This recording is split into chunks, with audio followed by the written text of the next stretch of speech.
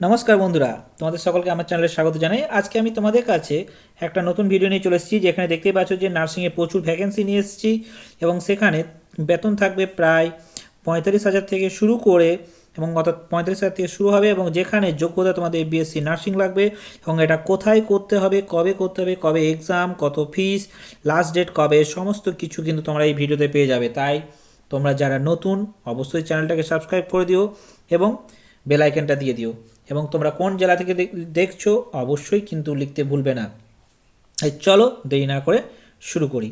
আজকে যে তোমাদেরকে যে বলবো যে কোন জেলায় বা কোথায় এটা হচ্ছে ভ্যাকেন্সি নিয়োগ হচ্ছে, সেটাই তোমাদের আজকে তুলে ধরবো। তো যেটা বলবো যে তোমাদের কাছে একটা সুবর্ণ সুযোগ আসতে চলেছে, তাই তোমরা কিন্তু এটার জন্য ভালো করে কিন্তু প্রিপারেশন নিতে থাকো, কারণ এটা হচ্ছে যে অল ইন্ডিয়া বেসে কিন্তু পরীক্ষা হবে, যেটা তোমাদের বয়স, যেখানে তোমাদের বয়স লাগছে 18 থেকে 30 বছর পর্যন্ত বয়স লাগছে, এবং যেখানে তোমাদের অ্যাপ্লিকেশন ফি নিচ্ছে 3,000 জেনারেলদের জন্য এবং ওবিসিদের জন্য, যেখানে এসসি এসটি এবং ইডাব্লিউএসদের জন্য লাগছে 2,400, কিন্তু পিডাব্লিউডির জন্য কোনো রকম কোনো কিন্তু লাগছে না। এটা হতে পারে যে ফিসটা একটু বেশি, কিন্তু ফিসটা বেশি হলেও কিন্তু এখানে চাকরি পাওয়াটা কিন্তু সত্যিই একটা ভাগ্যের বিষয়। এটার যে অনলাইন ডেট, সেই অনলাইন ডেটটাও কিন্তু তোমাদের কাছে তুলে ধরছি, যে সেটা হচ্ছে যে 11ই এপ্রিল কিন্তু তোমাদের অনলাইন সিবিটি স্টেজ 1 পরীক্ষা হবে, এবং online CBT for stage 2 mains হবে তোমাদের 30 এপ্রিল 2026, অর্থাৎ কিন্তু এটা বেশি দিন নেই। এটা নিয়োগ হচ্ছে AIIMS, অর্থাৎ এমসে এটা নিয়োগ করা হচ্ছে অল ইন্ডিয়া বেসিসে, কিন্তু এখানে প্রত্যেকটা এমসে কিন্তু ভ্যাকেন্সি আছে, সেই ভ্যাকেন্সি তোমাদের আমি আস্তে আস্তে এই ভিডিওতে তুলে ধরবো। তাই তোমাদের আগে বলে দিই যে এখানের জন্য তোমাদের কি যোগ্যতা লাগবে। এখানে যোগ্যতা লাগবে বলতে বিএসসি অনার্স নার্সিং থাকতে হবে বা বিএসসি নার্সিং থাকতে হবে, যে কোনো নার্সিং কাউন্সিল থেকে পাস করলেই হবে। তার সঙ্গে কি, যদি বিএসসি সার্টিফিকেট, পোস্ট সার্টিফিকেট এবং পোস্ট বেসিক বিএসসি নার্সিং এর সার্টিফিকেট থাকতে হবে ইন্ডিয়ান নার্সিং কাউন্সিল থেকে বা স্টেট নার্সিং কাউন্সিল থেকে থাকলেই হবে। তোমাদের কিন্তু রেজিস্টার্ড হতে হবে as a nurse and mid wife with state and Indian nursing কাউন্সিলে। আদারওয়াইজ তোমাদের আরেকটা কি, ডিপ্লোমা ইন জেনারেল নার্সিং অর্থাৎ জিএনএম, যেটা from the Indian nursing council থেকে হতে হবে। তারপর নার্স রেজিস্টার্ড হতে হবে as nurse and midwife in state, এটা হতে হবে, এবং 2 বছরের এখানে কিন্তু এক্সপিরিয়েন্স লাগবে, মিনিমাম 50 বেডের হসপিটাল এটা কিন্তু তোমাদের লাগবে। এইগুলো যদি তোমাদের থাকে তাহলে তোমরা অবশ্যই এটা ফর্মটা ফিল আপ করবে, এবং তোমাদের এখানে দেখতেই পাচ্ছ এটা হচ্ছে NORCET। এটা ভালো করে অনেকেই জানো, যারা নার্সিং অলরেডি করেছো তারা কিন্তু এই নামটার সঙ্গে তোমরা কি না অবগত আছো। যেমন হচ্ছে এটার ফুল ফর্ম হচ্ছে যে nursing officer recruitment common eligibility test. এটা হচ্ছে যে 10 নাম্বারের মধ্যে পড়ছে, এবং এখানে তোমাদের বেতন হচ্ছে যে লেভেল 7, অর্থাৎ পে লেভেল 7 বা পে লেভেল ব্যান্ড 2তেও কিন্তু এখানে আছে, অর্থাৎ লেভেল 7-এর এটা লেভেল 7-এর তোমাদের এটা হচ্ছে যে পোস্ট, কিন্তু তোমাদের এখানে পে ব্যান্ড হচ্ছে 2, অর্থাৎ তোমাদের 9,300 থেকে 34,800 পর্যন্ত বেতন আছে, যেটা বলা হচ্ছে যেখানে তোমাদের গ্রেড পে হচ্ছে 4,600, অর্থাৎ এটা গ্রুপ বি পদে তোমাদের নিয়োগ করা হচ্ছে। অর্থাৎ এখানে 4,600 যদি গ্রেড পে হয়, তাহলে সেক্ষেত্রে তোমাদের বেতন কত হবে সেটা তোমরা ভালো করেই বুঝতে পারছো, মিনিমাম কিন্তু 45,000-এর ওপর।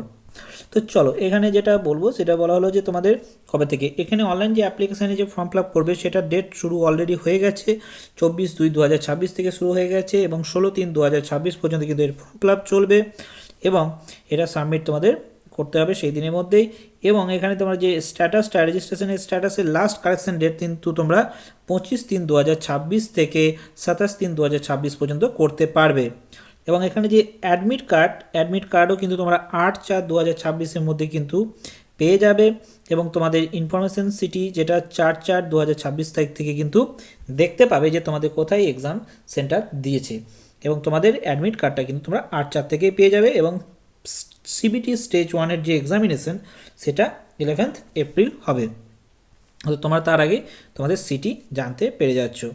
অনলাইন অ্যাপ্লিকেশন করার জন্য তোমাদেরকে কি, এই যে ওয়েবসাইট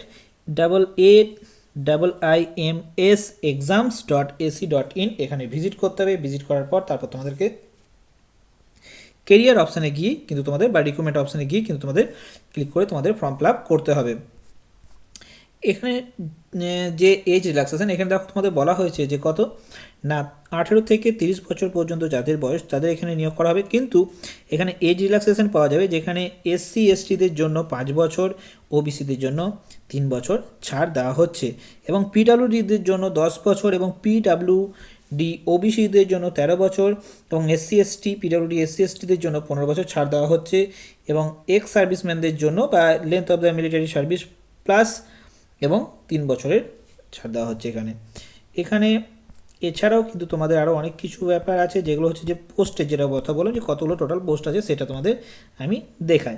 যে এখানে যে টোটাল পোস্ট আছে সেটা হচ্ছে তোমাদের যদিও 2000 সামথিং, যদিও তোমাদের প্রত্যেকটা আমি ধরে ধরে বলে দিই যে কোথায় কত আছে। দেখো এখানে তোমরা দেখতেই পাচ্ছ যে এইমস সে সবগুলোই কিন্তু এখানে হসপিটালগুলো বলা হয়েছে, এবং সেখানে দেখতেই পাচ্ছি টোটাল পোস্ট হচ্ছে 2551টি এখানে টোটাল পোস্ট আছে।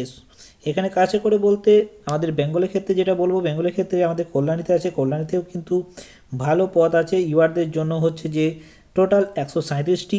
এটা শুধুমাত্র যে মেয়েদের জন্য তা নয়, কিন্তু এখানে ছেলে মেয়ে দুজনের জন্যই এখানে দেখতেই পাচ্ছ যে ইউআর ক্যাটাগরির জন্য কিন্তু এখানে ফিমেল এবং মেল কিন্তু বোথ আছে।